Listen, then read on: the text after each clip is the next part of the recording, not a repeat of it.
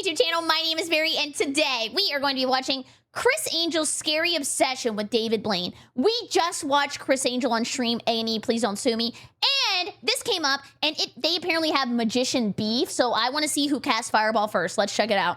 What started as a professional rivalry over who the best magician was turned into an all-out obsession when Criss Angel realized he was living in the shadow of David. We just saw him do this trick. He stole David Blaine's thunder. Blaine. On radio shows and in interviews, Criss was always quick to throw shade at David. You know, what's kind of funny is like, David Blaine, which, I give him a lot of credit for what he's doing, but... You never want to hear that. As soon as they start with a compliment, you know it's gonna go bad fast. Is known because of who he dates. I want to be known for what I do. Whoa! Wait, who did he date? David Blaine, partner. I'm inclusive.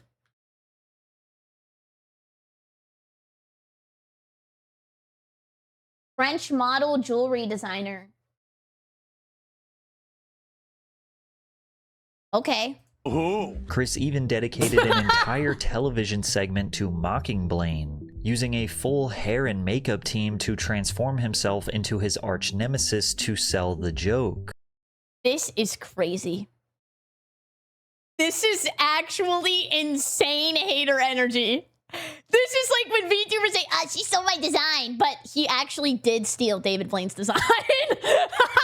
Years of tension kept building until Criss finally decided to confront David face-to-face backstage, and Blaine's response was more brutal than anything Criss Angel could have imagined. Ooh. David Blaine had a vision for magic that nobody else did at the time. Most magicians relied heavily on visual spectacles, big sets, elaborate props, flashy costumes, and exaggerated theatrics designed to overwhelm the audience. David did the opposite. He wore plain clothes, was emotionless in the face, and gave small, focused crowds of people magic on the street for free. David Blaine's not the orange juice guy, is he? Who am I thinking of? He's like a magician who's like, and now oranges, and more oranges, and oranges. I'm gonna pull it up. I'm drinking orange soda. Ooh. Oh, there's the oranges! I told you it was real! I told you the oranges were real, and now you all feel stupid! What's his favorite? You're gonna turn it into a teddy bear? I'm holding it. Orange soda, huh? Hey, what else is orange? What else is orange? I don't know. Cheez-Its? Cheez-Its! What the? Cheez-Its! Fuck! What? Cheez-Its! Cheez-Its! See? Look, I'm not crazy. There was an orange magician, and it was David Blaine. Stephen Chow, a former Fox executive who was chosen to produce Mr. Blaine's special, put it this way: he's the only magician I've seen who wasn't a geek. Blaine's approach... Geek is such a good insult. It's like weirdo. You're such a nerd. Made every trick feel personal and more real. It wasn't happening on a stage far away. It was happening right in front of your face. He looked like he spit in her face. This is how it feels to be a dog and have somebody go, oh. He famously said in 1997, the reason for magic is to enlighten people or make them happy, or let them forget their problems for 2 minutes. David's style and his mindset were authentically humble, and it made him stand out. Nice. He walked around New York City filming himself performing tricks for regular people and tried to pitch it to television networks. ABC executives decided... He just seems like a chill guy who actually just likes magic and messing with people's minds. He's the mind messer. to take a chance on him, and it paid off. David Blaine's street magic was packed with tricks and illusions, like when Blaine twisted his hand around several times in front of a licensed doctor outside a local hospital. This way, facing towards you. The other way. Turn to the left. Yeah, more to the left. Twist it so it's straight. All right, now move your foot back a little bit so you can see this. Yeah. Twist your hand inwards a little bit. Like this. Go ahead. Okay. Inwards, a little bit, slowly. A little bit more. Right. Like this? Here's where it starts to get painful. With your left hand, can you grab my right hand? My fingers? Yeah. My left hand? Yeah, grab my fingers and move twist the them a little bit more. camera down! Fire this cameraman! Keep going. Keep going. Ow. Keep going. A little bit more. Magicians love to moan. They always be grunting and groaning. It sounds so bad. Yeah, keep going. Out. No. I hope you have headphones in. No, keep going, keep pushing, keep going, yeah. Keep going, keep going, no, keep going, keep going.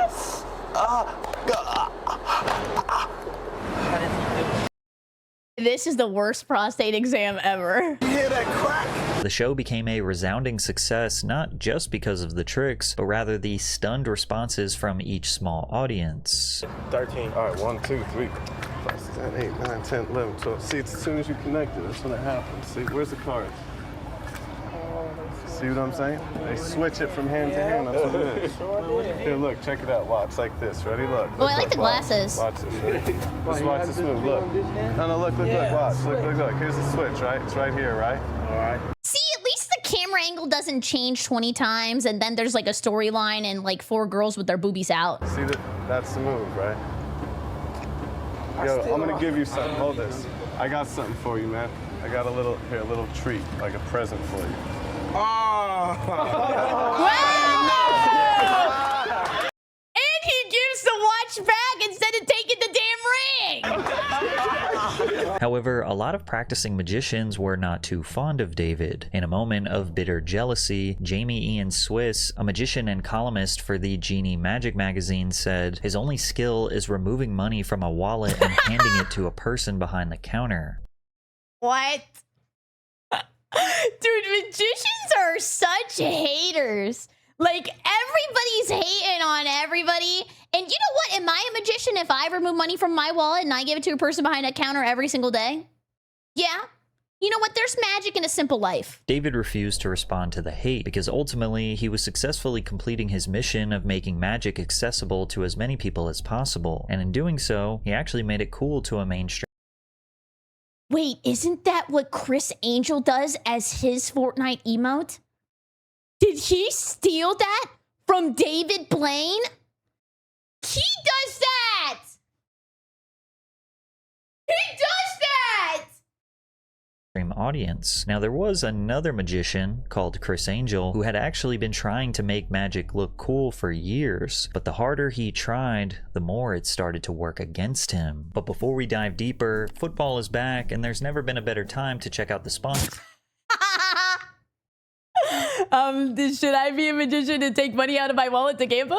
Of today's video, DraftKings. DraftKings is your one-stop shop for all your sports betting needs. If sports betting is not yet available in your state, don't worry. You can still join in on all the fun with DraftKings Daily Fantasy Sports and have the shot to win cash prizes. They've got odds on almost every sport you can think of, and if you want to make whatever you're watching even more exciting, DraftKings has you covered. You can bet live on in-progress Yeah, now watch your money disappear! events right as they happen. Right now, DraftKings has a great offer. New customers bet $5 and get $200 instantly in bonus bets. Sign up using DraftKings.com/PatrickCC or use my promo code PatrickCC. Than David Blaine, but was less popular. A lot like Blaine, Criss spent most of his early magic career performing for small audiences, but he genuinely felt like a career magician by the age of 14, performing at small birthday parties and entertaining guests at a Long Island restaurant. But his initial motivation to do magic tricks for others wasn't exactly as humble as David's. I felt this incredible sense of power that an adult didn't understand how it worked, but I did. In 1987, he launched a public access magic show called Hot Kicks. 20-year-old Criss looked and dressed like a Guns N' Roses tour groupie. In 1994, Angel made his primetime television debut in the ABC one-hour special, Secrets. Through the mid to late 90s, Criss appeared on various television specials and talk shows, using these spots to showcase his edgy, rock-influenced take on magic. He leaned heavily into the dark magician image. He's got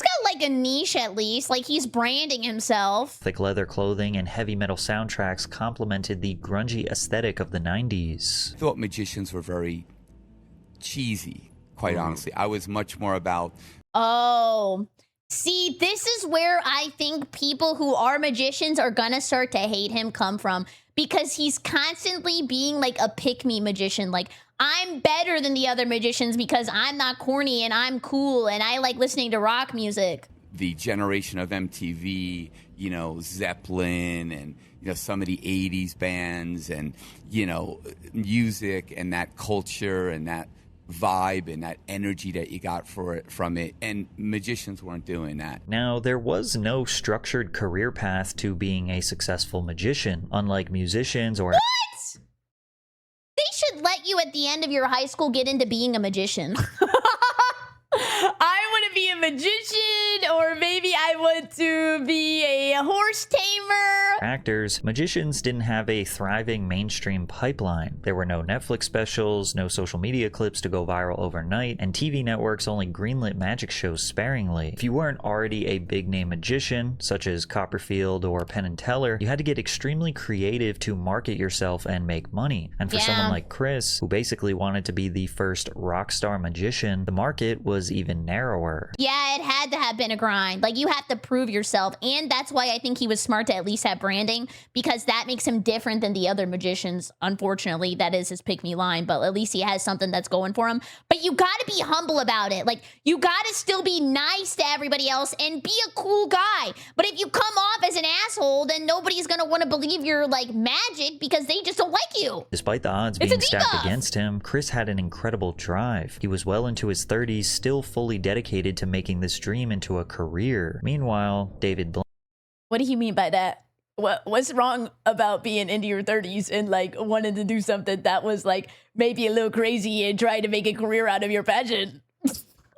Blaine rapidly passed him in popularity. Blaine's ABC show made him a household name, and he quickly shifted from simple card tricks to unbelievable This is like a Renaissance painting. What the hell? endurance stunts that blurred the line between illusion and human survival. Unlike a magic trick where you know there's some secret method behind the illusion, Blaine's endurance feats felt brutally real. Although certain precautions are set to ensure that he doesn't Nice die, bit. there's no obvious trick to things like being buried alive, which is a stunt Blaine dedicated to his idol, Harry Houdini, who was buried 6 feet underground without a casket almost a century. He's dead, right? Wait, he has to be dead. Wait, how did he die? How did he die? No? How did he die? Extremely dead. How did Harry Houdini die? He died of a diffuse peritonitis, a ruptured appendix. Oh. A college student punched him in the stomach to test his claim that he could withstand any blow, and then he died. Oh my god!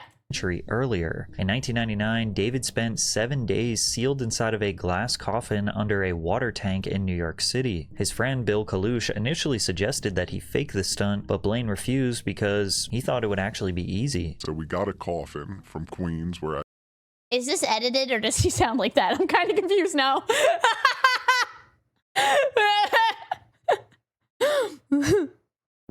Actually, Houdini was buried. I bought a coffin. We brought it back to his house. And then I would just practice sleeping in the coffin. Then suddenly, but then suddenly I realized you don't eat food. And then if you have a little thing to go to the bathroom, I did 4 days like nothing. So I'm like, okay, I can do a week. Blaine did not eat for 2 weeks before the stunt, but continued drinking water.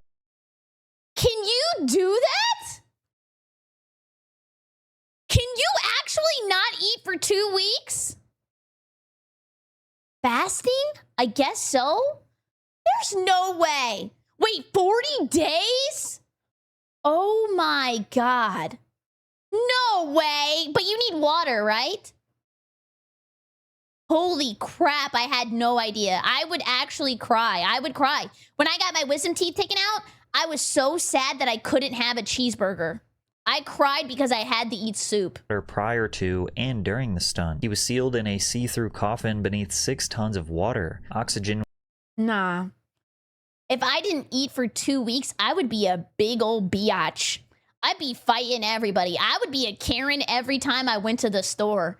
I would be an aggressive mother sucker on site punching you. Was transferred in and out of the holes above his head. A catheter was inserted into Blaine's bladder to safely drain any urine, and spectators could come and go whenever they wanted. He said people would shine flashlights on him at 2 a.m. to make sure he was really in there. This Flashbang at 2 a.m.?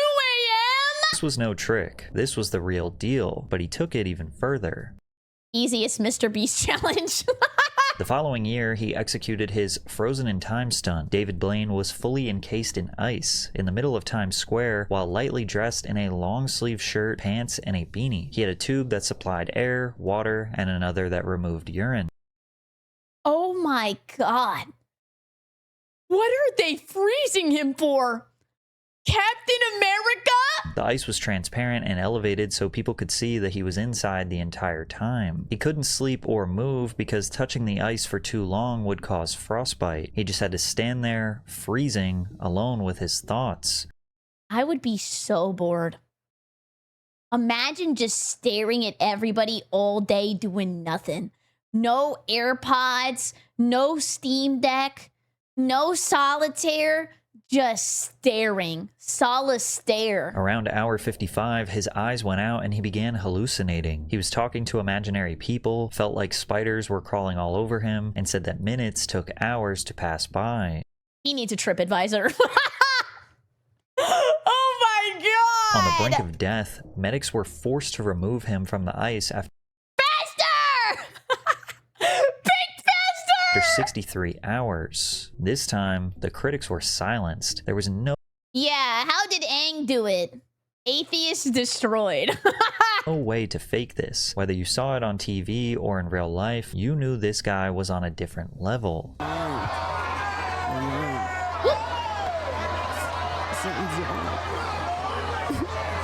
What's interesting is that almost immediately after Frozen in Time, Criss Angel performed a somewhat similar stunt. He spent What is going on?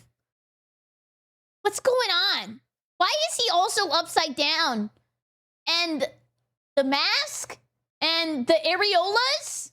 24 hours submerged in a tank of water, also in the middle of Times Square. Now, at the time, Criss wasn't known for endurance feats. He was actually still promoting his theater show, Criss Angel Mind Freak, off-Broadway, and reviews were not so great. Though in interviews, Angel has poo-pooed the cheesy nature.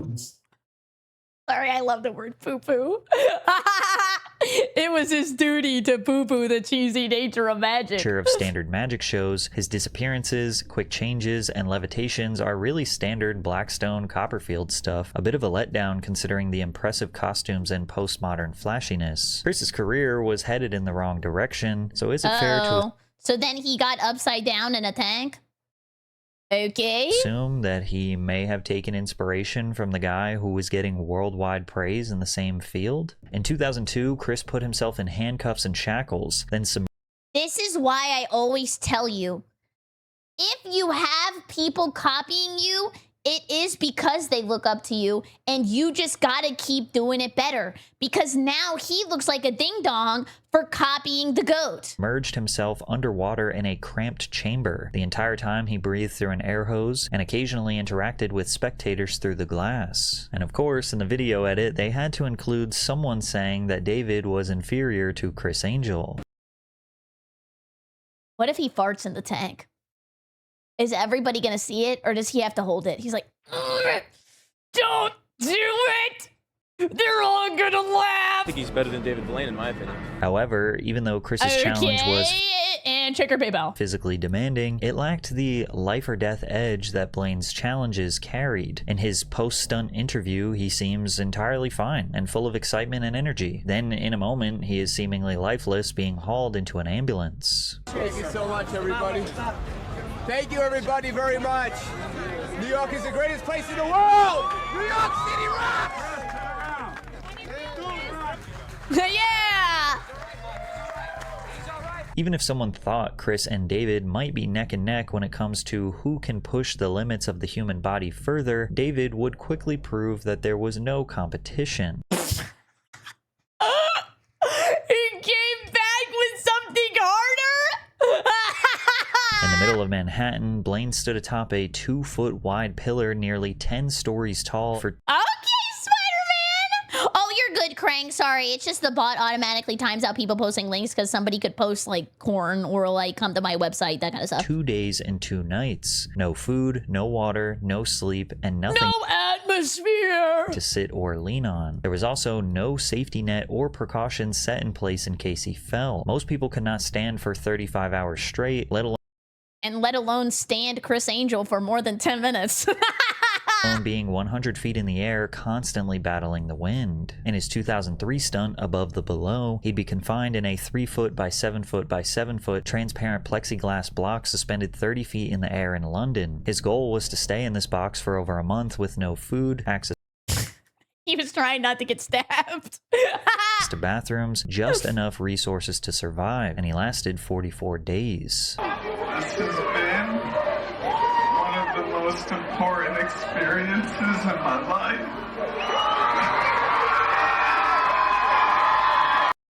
I think he's not gonna poop because he only full of pee. And he only full of pee because no eat food, only drink. So no poop.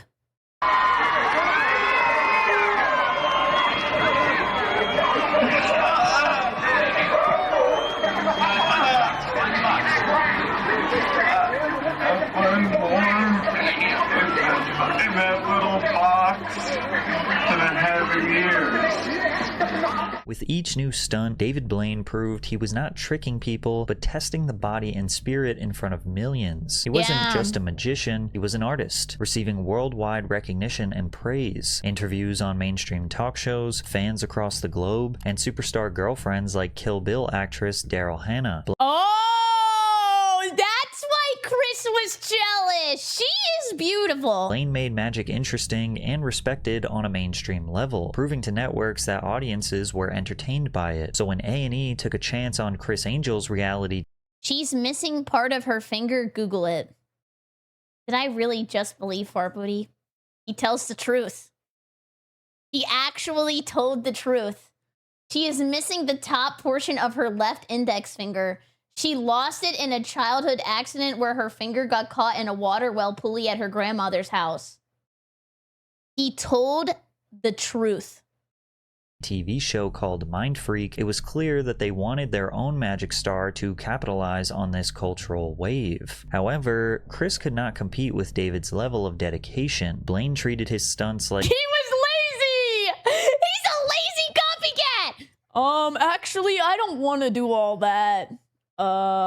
scientific experiments, spending months or years training with world-class doctors, freediving experts, and neurosurgeons to understand the limits of the human body. Every second of his preparation was real, and the risks could have cost him his life. Criss, on the other hand, was producing dozens of Mind Freak episodes per year, and the further you look into the formula behind it, the more you realize it is the furthest thing from magic. Criss Angel blew the minds of anyone under the age of 12 with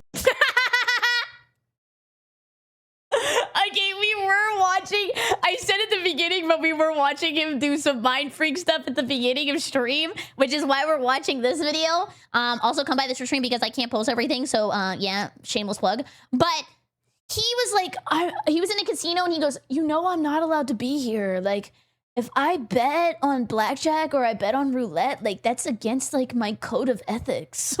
yeah. Holy Lord. the release of his show, Mind Freak. He accomplished incredible stunts like walking on water in a hotel pool filled with people. There's absolutely no way that there could be some sort of plexiglass bridge to help him with this stunt, or when he levitated from one building to another, and he did it in front of people. Or my personal favorite, when he told this little girl that he would transform into a 10-year-old boy by sliding down this slide at a playground. Maybe I have to be 10 years old again.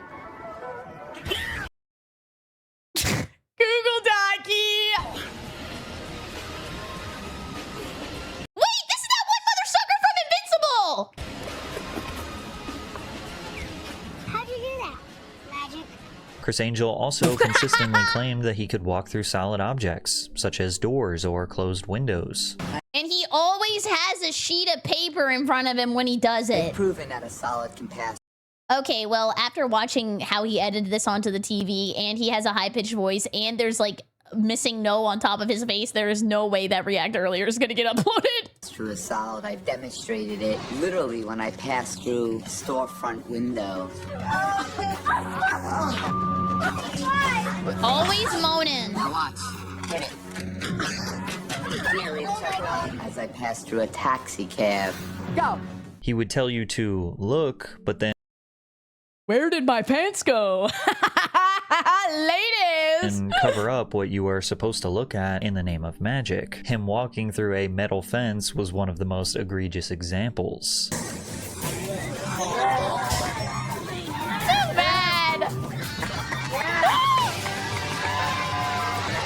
And of course, a magician is never supposed to reveal his secrets. Okay, I do like the fit here, I'll be honest. I like the stripes on the jacket. Very elongating. But the problem is, magicians have an unspoken agreement with their audience. We know it's an illusion, but we also know it's possible with skill, misdirection, or ingenuity. Mind Freak didn't feature illusions you could admire or potentially recreate. It was nothing more than a product of crappy Reanimate me like reality TV. The key components that made Mind Freak work had nothing to do with Criss Angel actually defying physics. Firstly, the show relied heavily on stooges, which is the term for paid actors pretending to be random bystanders who would gasp and scream right on cue. Oh my god, just like Mommy Makeout Weekend. No, no, no, paid chatters!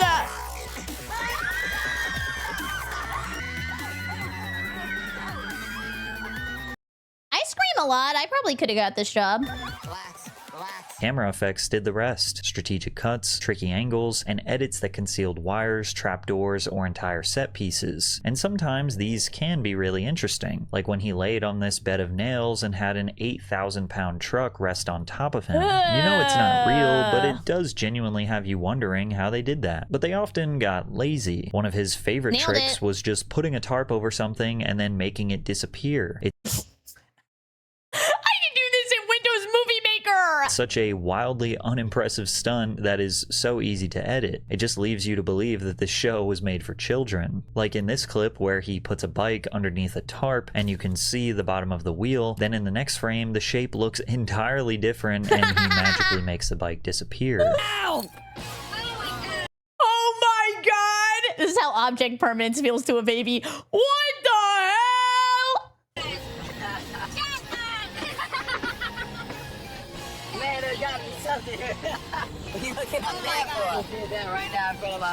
I swear half of this show was just him covering things up with a tarp and making it disappear and then levitating to his next stunt. And then there were the Mind Freak consultants, which were basically just actors that were hired to provide testimonials that everything he was doing was real and high. Oh, they're the experts. Let me call in the expert. High stakes. There's real danger involved with this, and I try to talk him out of doing this. Criss Angel is certainly one to help people escape from the everyday mundane with the stunts that he performs. Criss has played with fire before, and he and he burned down my family home. Really sad. Great insurance claim though. Not been burned, a little bit, but not enough to hurt and kill him. This time, he's. I knew Criss growing up. Like, it was kind of crazy. He was my older brother. Sometimes I'd be coming downstairs and he would put me in my high chair and then he would go, peekaboo. And where did he come from? And where did he go? We still don't know. We talk about this every Thanksgiving. Oh my God. Putting himself in a situation. Why? Because it's not enough. It's amping things up. As the seasons went on, the episodes got more insane, unbelievable, and uncreative. Like, look at this clip where he acts like a forklift went through his stomach. You are not forklift certified! Or when he cut a woman in half. Cool, right now. Let's go.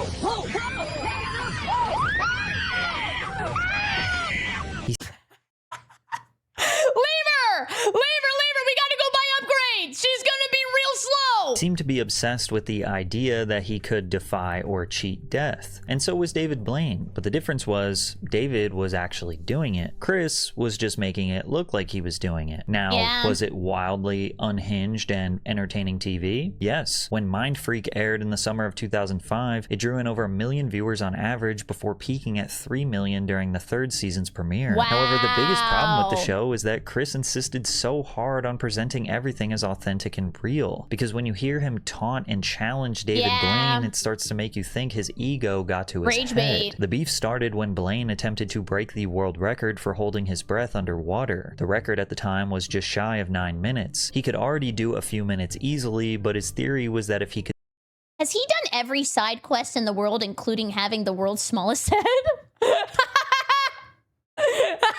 Yeah, how characters be like. spend 7 days submerged in a tank of water, his body would adapt to the conditions, and then he would remove the oxygen and escape from the tank slightly over 9 minutes to break the world record. After 7 days submerged in a tank at Lincoln Center, Blaine removed his breathing apparatus and attempted... Hey, I was thinking today, everybody, let's go watch this man sit in a ball. Okay. Okay. Will they have snacks? Yeah. And free beverages. Cool. His escape. However, the movement of his body caused him to waste additional oxygen. He blacked out at 7 minutes 8 seconds and had to be saved, making the stunt a failure. That was the Renaissance painting! Criss Angel took this moment to... How come every time you wear goggles, you feel like an idiot? Like, it is anti-aura. claim that David was copying his 24 hours underwater stunt from 2002. Well, I think he just did something that wasn't so successful. What, the orb thing? In water. The orb thing. I mean, every time you guys ask for Arby's. It was like, dude. It's like, what? He's in a big, like, goldfish bowl. Haters! What, it was 2 days? 3 No, days? it was a long time. The thing is, I did it already, and it's just weird why he would have... Why are you watching him all the time? Why you hate it when he copied you? Apparently copy, but you copied him first. Spectacular. Whatever. You know, he's a good guy. I wish him the best. Oh, I hate that. It's like such craziness. I hate when people make a joke, but then they actually mean it. Like, then they're like, oh, he's good, he's nice, Kappa, Kappa, Kappa. I used to hate when people said Kappa. Oh, Kappa, Kappa, I didn't mean it, Kappa. You could tell he had been waiting for a reason to call him out. You know what he's going through, and I just, for the life of me, I don't understand why he is doing something that's been done before. I don't know if he's running out of stuff. Now, the two stunts were very different. Criss did 24 hours underwater just to make a grand escape, whereas Blaine did 7 days. Plus, he was trying to break the record for holding one's breath. And no goggles, so he kept the aura. And Chris's 24-hour stunt came after Blaine's stunt, where he was encased in ice for over 2 days. It is wild for Criss to compare the one time he did an endurance feat to any of David's, but he didn't stop there. You know, just to cut to the chase, I respect David. You know, he is a creation of television and did a fantastic job doing what he does. Creation of television? Yeah, that is insane projection. Isn't what he does more for TV? Like, I feel like David Blaine is doing like theater in real life, or like testing the limits of the human body. But he's doing like actual cuts and TV and like lights and outfits and stuff. And there's nothing wrong with that, but like the projection is nuts. He looks down on people for what he does. I'm willing, and I've said this before, I think his biggest fear is me. Because I'm the real deal. The guy who pretends he can fly and cut people in half for a living, who hires actors to react to it and uses heavy special effects to create the illusion, calling himself the real deal, is bold. He also claimed that David talked badly about him in the press, and I looked extremely hard to find proof of that, but I could not. I'm willing to put everything on the line because, you know, the truth of the matter is he talked a big game in the public about me. It was on the radio, and, you know, but when it came down to it, we tried to and what's he doing right now? contact him to set it up. You want to know part of it. So I'm just the type of person that, you know, what I do is what I say. What I say is what I'm telling you, they should have a magician battle. All elements included. You can use ice magic, fire magic, water magic, wind magic, anything you want. I do. And I just expect people to, you know, be the same. And unfortunately, he wasn't. But anytime, you know, I'm willing. I'll quit my career if I lose. I'm totally serious. I mean, I have anything he'll do. Anything he wants to do, anytime, any place. He's looking for a reason to retire. He shot, made my bag. Even if you whoop me, that's fine. I gotta go. I'm gonna go start investing. Criss was hellbent on having some sort of trick-for-trick magic duel like they were boxers in a ring. He insisted on turning magic into a competition, and no true magic fan is sitting at home saying, my favorite magician could beat your favorite magician. I don't know. Maybe they need need to put this in the prediction market. It's not like sports where you keep score and crown a champion. It's about creating Oh, he didn't use Fireball by Parlay. wonder, mystery, and letting an audience suspend their disbelief for a moment. Plus, I found no evidence of this magic duel that he claims David was running from. He even had the audacity to claim that David Blaine, who was much more famous Does that look like we're taking a picture together?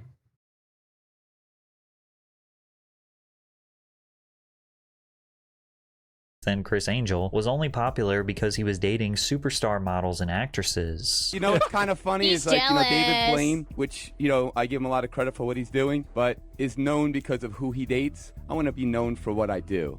He's What makes this jealous. criticism even worse is that Criss Angel was the one dating way more high-profile women. Britney Spears, Cameron Diaz, Lindsay Lohan. What is he yapping about? What the hell? Oh my god, he wants them all? He's trying to collect every woman like their Pokemon? And Paris Hilton, just to name a few. It was starting to look more and more like Criss was just jealous. David had performed for sitting presidents in the White House, like when he had a funny interaction with George Bush, shaking his arms and managing to steal Watch this drive. his watch with some sleight of hand. Say a number from 1. Well, think of a number from 1 to 20. Yeah, got it. 17? Here, I got a present for you. Was it 17? Right, it was 17. Yeah. But I have a present for Mr. President. It's a... Oh, God. I took my watch off. What a rich laugh. Oh, Mr. Bush. Meanwhile, Criss Angel brought in a Barack Obama impersonator and acted like it was really him. David never responded to any of Criss's criticism, but Criss was on a warpath. See, he wins because he said nothing. He wins. Instantly mogged. He was determined to send a message to Blaine, something that he would have to respond to. So he dedicated an entire segment on his show Mind Freak to making fun of David Blaine. No In the way. episode, Criss did a full hair and makeup transformation to make him look exactly like David. Then he mimicked his stoic voice and demeanor in a way that made him seem boring and See, this is funny if you're like friends and goofing and gaffing, but like as enemies, this is actually pathetic. Oh. dry. I don't know if I can get off. It's kind of hard. Well, That is so cringe. That is so cringe. Is he jorking it? Oh. My bad. And maybe I was the problem. He-Man off the ground. Criss seemed really bent out of shape that people still talked about David Blaine's levitation illusion from over 10 years ago at that point.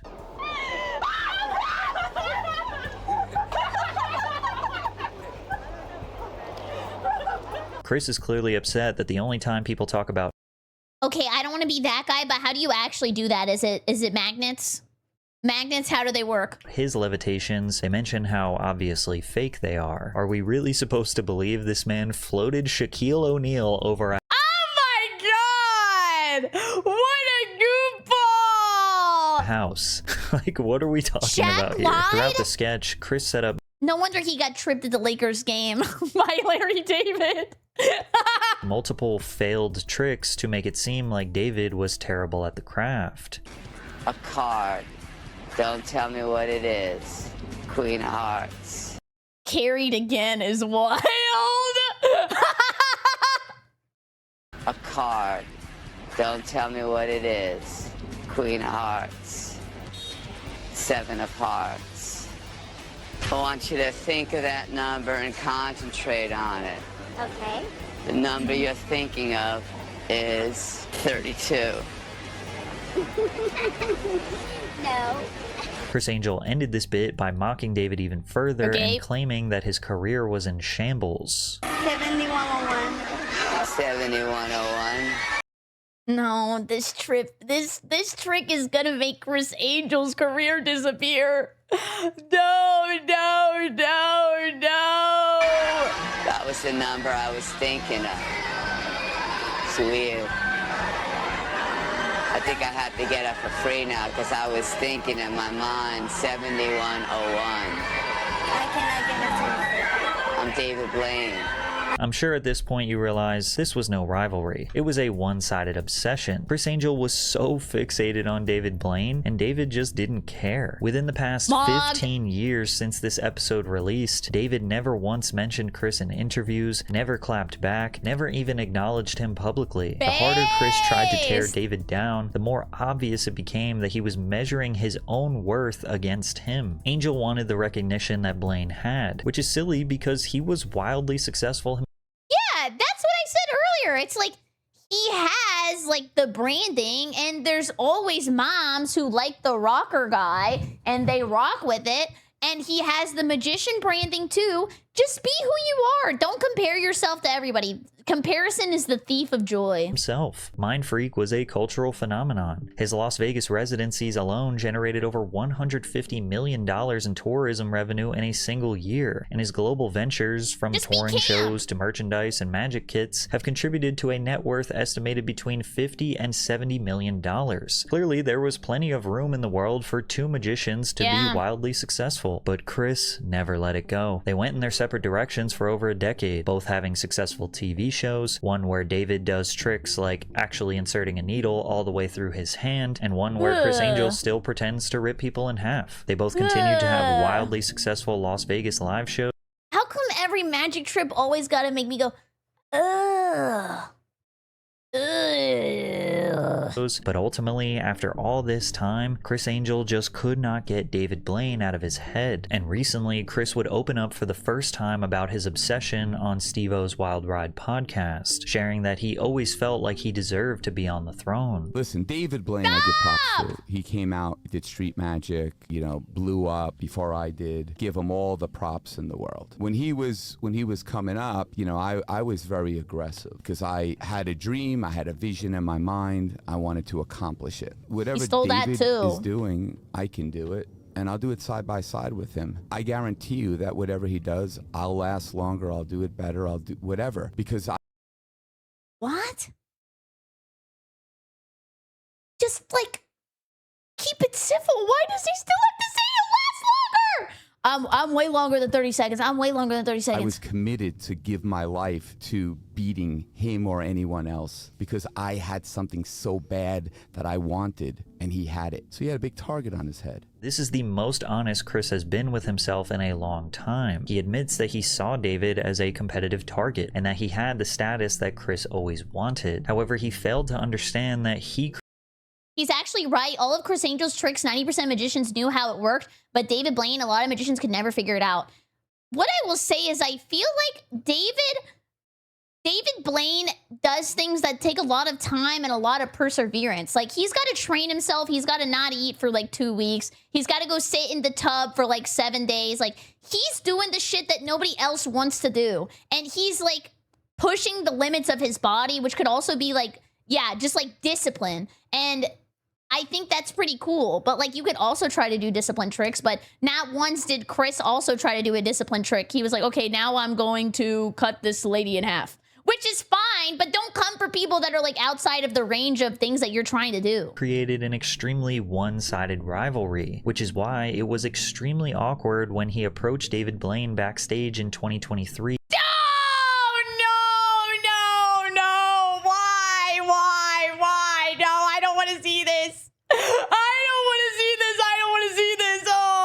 After never meeting in person for their entire lives. Oh, no, I saw him. No, he brought it IRL. And I went to his show and I was like, dude, you know, I just want to wipe the slate clean. I've never met you before, so I just want to say, like, you know, no hard feelings. Like, why is he saying it like David did something to him? What?